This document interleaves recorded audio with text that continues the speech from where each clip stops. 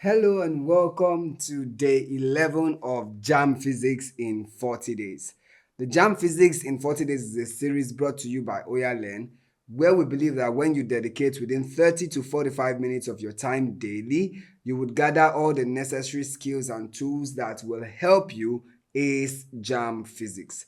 So if you are preparing for the JAM exams and physics is one of the subjects that you have selected in your subject combination, then this video is definitely for you. So trust me, you want to check it out from day 1 up until today, which is day 11. You don't want to miss any one of those videos because in each of those videos we have looked at different topics in the JAM curriculum for physics, and we have been able to solve past questions from JAM that relates to those topics. So do well to please check out the video from day 1.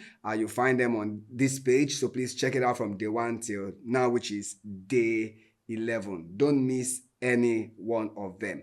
And also don't forget to subscribe to the channel if you're new to the channel. Hit the subscribe button and click the notification bell icon so that you get alerted by the time the next video is posted on the channel. And as always, get all your materials. Let's look at what we have to discuss in day 11. So day 11 is about liquid at rest. And one of the things you should know before we begin to dive into what is expected of you is that as far as liquid at rest is, the topic is quite broad. You'll be looking at liquids at rest and liquid in motion. Some of the things you should be able to brush up on are things like surface tension, viscosity, capillarity, and the likes. But what JAM expects of every candidate before the exam is that you should be able to know how to determine the density of solids and liquid, like the instruments used for it, and then the equations that relate density, mass, volume, and the likes like that. They also expect that you should be able to define relative density. What does relative density mean? You should be able to define that. And then they also expect that you should be able to know what upthrust is and what is upthrust on a body immersed in a liquid. That is the apparent weight loss that happens when you immerse a solid in a fluid. So whether it is partially or it is fully immersed, it's going to experience an apparent weight loss known as upthrust, which actually leads to what is known as the Archimedes principle. And that principle states that when a solid is partially or fully immersed in a fluid, it experiences an apparent weight loss known as upthrust. And this upthrust goes a long way to help you solve a lot of things that has to do with surface tension, relative density, and things like that. Then also they expect that you should be able to solve problems involving the laws of flotation and its application. Now the rule that guides flotation is that when you put an object in a fluid, now the first thing that can make it float is first, if the density of that object is less than the density of the fluid in which you have placed it, then in that case it will definitely float. Now when the density is greater, it can still float, but that will be if it is large enough, if it has a volume that is large enough to make it displace its own weight in liquid. So that is when you place the solid into that liquid, it will displace some amount of liquid. Now if the amount of liquid displaced is equal to its own weight, then definitely it will also float. So those are the basic things that are expected of you. Now we're going to look at how this links to some of the questions that JAMB have set in time past as far as liquid at rest and in motion goes. So if you're ready, get your materials and let's solve some past questions on this topic. This question says, counting of currency notes with moist fingers is based on the principle of, this thing that happens when people want to count large number of currencies, that they somewhat wet their fingers a little bit to enable them count better. So that is based on which of these principles? So we have diffusion, cohesion, adhesion, and viscosity. Now, when you look at diffusion, this has to do with when molecules move from a place of larger concentration to a place of smaller concentration, especially gas molecules. When they move from a place of higher concentration to lower concentration, that is what we call diffusion. In the case of cohesion, this is when the molecules of a particular material have a strong force binding them together. So the stronger the cohesion, the stronger the force that is binding the molecules of a particular material together. Like take mercury, for example. It has a strong force of cohesion. That is why you see that when you pour small drops of mercury on glass, it will form that blob, right? Because the mercury molecules are so tightly packed together that they don't adhere to other molecules easily. And that brings us to adhesion, which is actually the force of attraction between the molecules of one material and that of another. And a typical example of this is with water, for example. Water easily sticks to glass, easily sticks to other materials because the force of adhesion is greater than the force of cohesion, which makes water sticks to other material better than it will even do with its own individual molecules. And viscosity is the friction that occurs when fluids move at relatively with each other.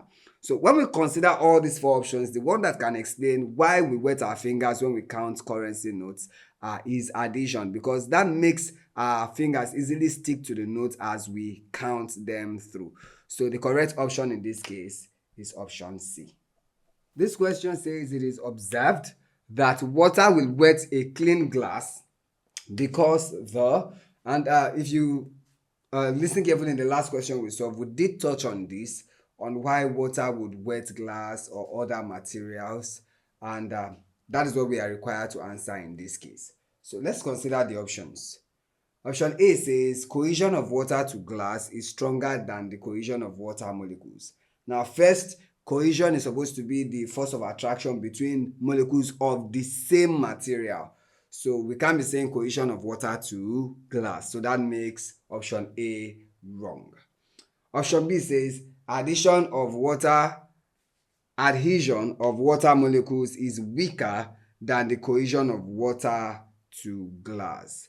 Now in this case too, addition of water molecules is supposed to be with another material, so it's wrong in this case. And yes, addition is not weaker than cohesion, so in this case option B is also wrong.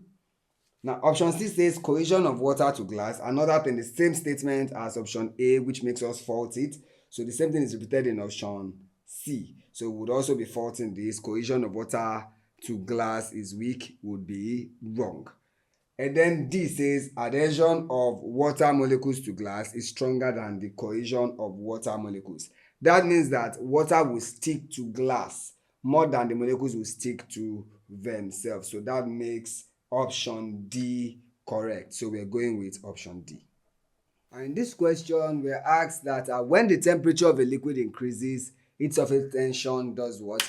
So to know what happens to the surface tension of a liquid like this, we have to ask ourselves, what are the ways we can actually reduce the surface tension of a liquid? And some of the methods by which you can reduce the surface tension of a liquid is either by the addition of soap,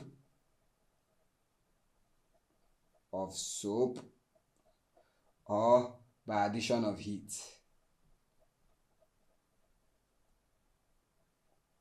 Right? So when you add either soap or you add heat to the liquid, it will cause the surface tension to decrease. So in this case, when you increase the temperature, that is, increase in temperature is one of the effects of the addition of heat. So that means that by the time you increase the temperature, the surface tension should reduce. So looking at the options we have, that means we're going with option A. In a Hertz apparatus, the height of water and liquid X are 0.3 and 0.5 meters respectively.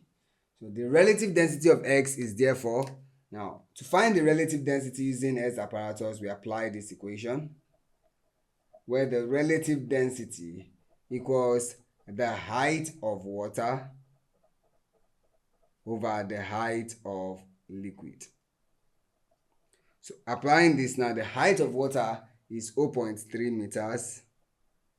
Now divided by the height of liquid X as 0.5 meters. So when meters cancel meters, we can write this as 3 over 5, which would then be 0.6.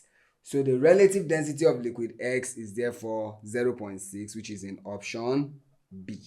This question says a boy whose mass is 2 kg and has a volume of 500 cm cube just floats when completely immersed in a fluid. So we have to calculate the density of the liquid.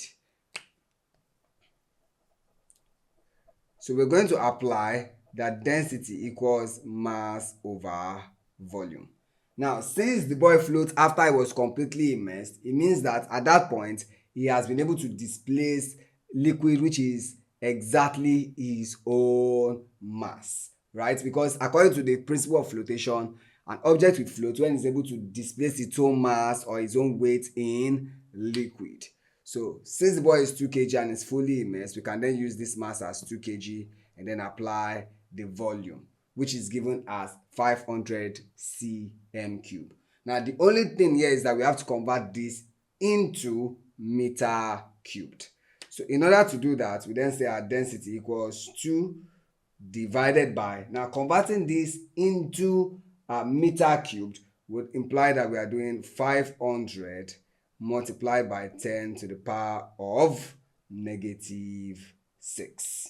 So when we apply this now, what we're going to be having here would then be 2 divided by, you can break this down and say it's 5 times 10 raised to power negative 4. So density therefore becomes 2 divided by 5, that would give us 0.4. Then times 10, when this comes up, it becomes positive. So 10 to the power of 4, which we can then write as 4 times 10 to the power of 3. And density is in kilogram per meter cube. So the correct option here is option B. This question says 40 meter cube of liquid P is mixed with 60 meter cube of another liquid Q. Now, if the density of P and Q are 1 kilogram per meter cube and 1.6 kilogram per meter cube respectively, what is the density of the mixture? Now, in order to get the density of the mixture, that will be the total mass over total volume. Okay, so how do we get the mass and then the volume? So let's start with mass of P. The mass of liquid P is going to be the density of liquid P,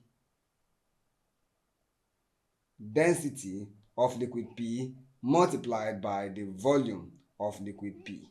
Now that's going to give us, the density there is 1, multiplied by the volume which is 40, and this will give us 40 kilogram. Now applying the same thing to Q, the mass of liquid Q is therefore going to be the density of Q multiplied by the volume of Q. So we're going to be having 1.6 multiplied by 60, and this will give us 96 kilogram. Now the volume of P is given. Volume of P is 40, while volume of Q is 60 in meter cubed.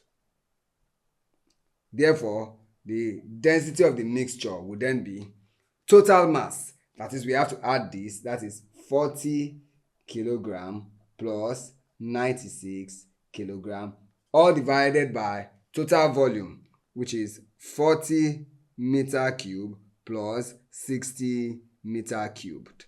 This will give us, when we add this, we're going to have 136 kilogram divided by, now add this, we have 100 meter cubed. So the density of the mixture is therefore 1.36 kilogram per meter cubed. So the correct option here is therefore option D. The mass of a stone is 15 grams when completely immersed in water and 10.0 grams when completely immersed in a liquid of relative density 2.0. So now we are asked to calculate the mass of the stone in air. Now we have to note that when you immerse the stone in the liquid, it will experience an upthrust, which is mass in air minus mass in that liquid. And the same thing to when it is immersed in water, to also experience an upthrust, which is the mass in air minus mass in water. So to solve, we're going to say let m equals mass in air, right? And relative density in this case is supposed to be upthrust in liquid over upthrust in water.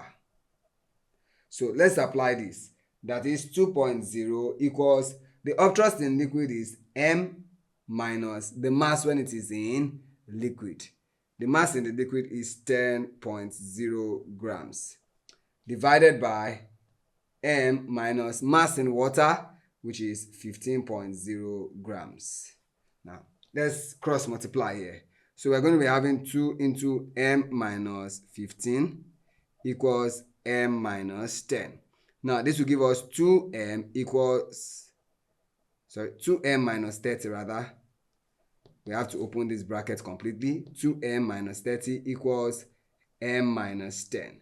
So when we collect like terms, what we're going to have is 2m minus m equals minus 30 comes here, becomes plus 30, then minus 10. This will give us that the mass in air, m, equals 30 minus 10. That will give us 20 grams. So the correct option, therefore, is C. In this question, we are to find that which of the following is surface tension important. And we have 4 things to consider here. Now, in option A, we have the floating of ship in water. Now, for ships to float in water, it is because they have such a large volume, and which makes them able to displace water that is equal to their own weight. So this has nothing to do with the surface tension of the water, but rather more to do with its ability to displace its own weight in liquid according to the laws of flotation. Now, option B talks about the floating of dry needle in water. Now, when you consider a dry needle, it has more density. It is far denser than water. However, if you place it carefully on the surface of the water, it is able to float. Now, this is because the pressure exerted by the dry needle is not enough to break the surface tension of that water. And I hope you know that surface tension is the ability of the surface of a liquid to act as a stretched elastic skin. So because of the amount of force at the surface of that liquid, the needle is unable to penetrate because it's not exerting enough pressure to break that surface tension. Now, in option C, we see the floating of balloon in air, which depends more on density of the gas in the balloon, which sometimes is helium. And we know helium is less dense than air, so which will make it float.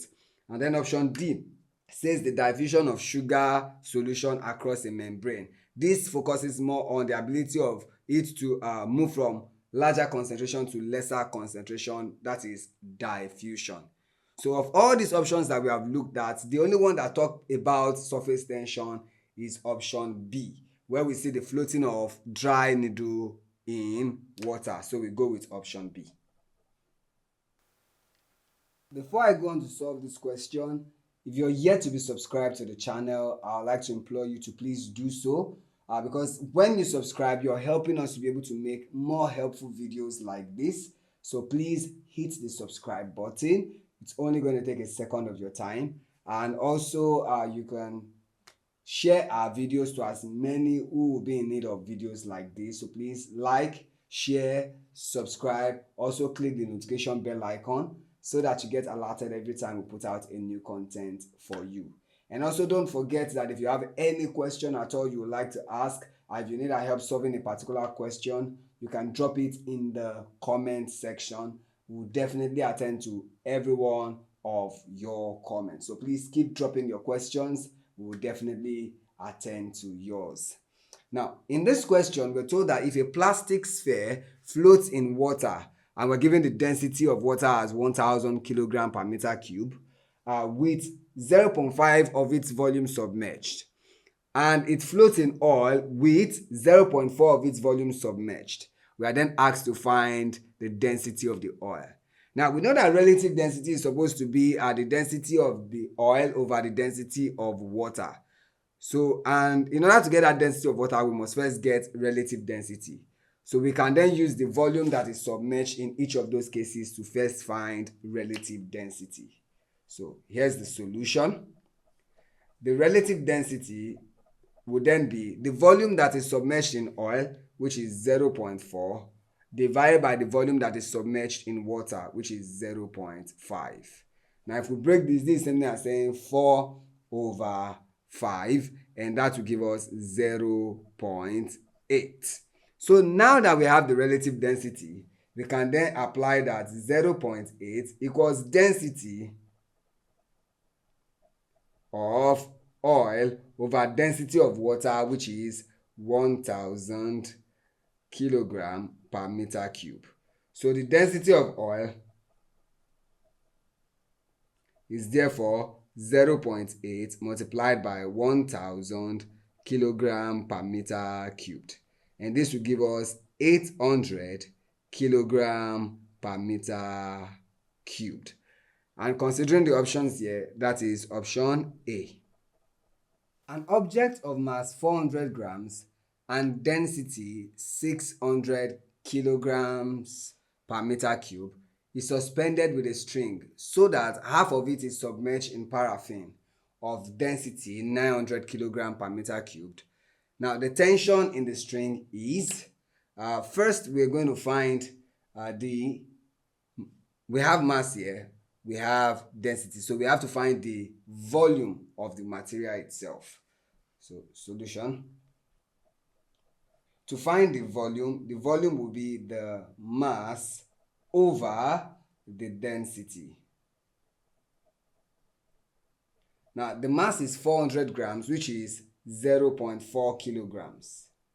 Now, divide that by the density, which is 600 kilogram per meter cubed, and we see that the volume of the solid, the object itself, is going to be 0.00067 meter cubed.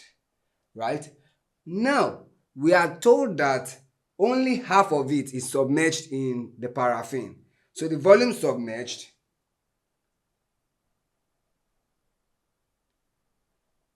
is going to be 1 over 2 of 0.00067 meter cubed.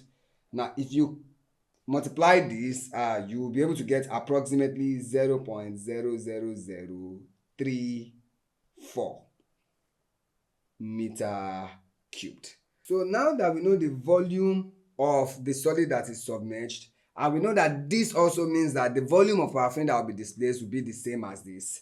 So volume